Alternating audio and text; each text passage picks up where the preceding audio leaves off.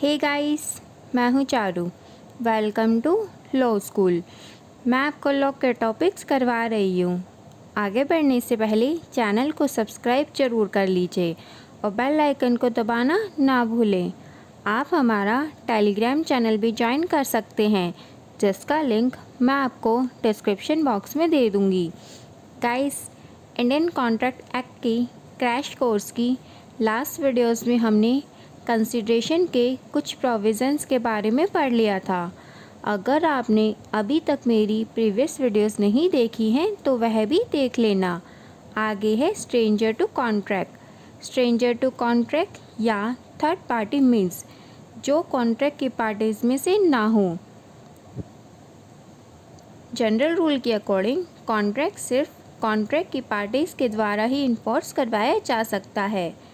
Third party के द्वारा contract को इन्फोर्स नहीं करवाया जा सकता।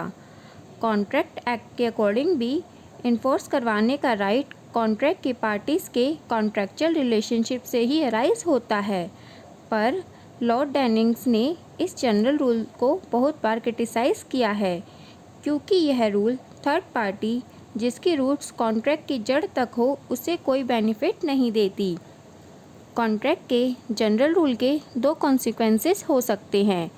फर्स्ट है, थर्ड पार्टी कॉन्ट्रैक्ट को इन्फोर्स नहीं करवा सकती, और सेकंड है, कॉन्ट्रैक्ट ना तो राइट देता है और ना ही ड्यूटीज़ इम्पोज करता है कॉन्ट्रैक्ट की पार्टीज़ को छोड़कर किसी स्ट्रेंजर या थर्ड पर्सन को। इस जनरल रूल की 3 एक्सेप्शंस भी हैं।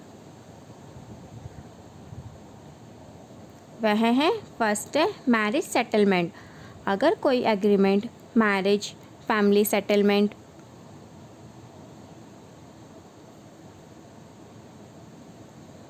या पार्टीशन से रिलेटेड हुआ है और इस तरह के एग्रीमेंट में अगर किसी थर्ड पार्टी जो कि कॉन्ट्रैक्ट का पार्ट भी नहीं है उसे बेनिफिट मिल रहा है, तब वह कॉन्ट्रैक्ट को इन्फोर्स करवाने के लिए सू भी कर सकती है। सेकंड है convenience running with the land. Property के कॉन्ट्रैक्ट के केसेस में परचेस लैंड की सभी कंडीशंस और कन्वीनियंस से बाउंड होता है, चाहे वह ओरिजिनल कॉन्ट्रैक्ट की पार्टी भी ना हो। For example, easement right like right to way, right to water etcetera के केसेस में अगर कोई ऐसी लैंड खरीदता है तो वह न्यू ओनर भी उस प्रॉपर्टी की कंडीशन से बाउंड हो जाता है, चाहे वह ओरिजिनल कॉन्ट्रैक्ट जब हुआ था तब पार्टी भी नहीं था। थर्ड है एक्नॉलेजमेंट्स ऑफ एस्टॉपल्स। अगर कॉन्ट्रैक्ट की टर्म्स ही ऐसी हैं कि थर्ड पार्टी से एग्रीमेंट करना जरूरी है, तब वह एक्नॉलेज करनी पड़ेगी। वह एक्नॉलेजमेंट एक्सप्रेस या इम्प्लाइड कैसे भी हो सकती है। इस तरह की कंडीशन जनरली एजेंट के केसेस में होती है। आगे है, इंडियन लॉ की पोजीशन इंग्लिश लॉ से डिफरेंट है। इंग्लिश लॉ में थर्ड पार्टी सू नहीं कर सकती अपनी बेनिफिट के लिए, कुछ स्पेशल सर्कमस्टांसेस को छोड़कर। वह पर्सन जो कॉन्ट्रैक्ट का पार्ट नहीं है वह कॉन्ट्रैक्ट को इन्फोर्स नहीं करवा सकता या प्रोविज़न्स की प्रोटेक्शंस नहीं ले सकता। यह राइट सिर्फ प्रॉपर्टी के ट्रस्ट के केस में ही मिल सकते हैं, पर कॉन्ट्रैक्ट की थर्ड पार्टी वह इन राइट्स को इन्फोर्स नहीं करवा सकती। इंडियन लॉ में कंसिडरेशन थर्ड पार्टी से मूव तो हो सकती है, पर वह सू नहीं कर सकती खुद के कॉन्ट्रैक्ट के लिए भी। पर फिर भी इस पॉइंट पर बहुत से सारे कन्फ्यूजन्स हैं।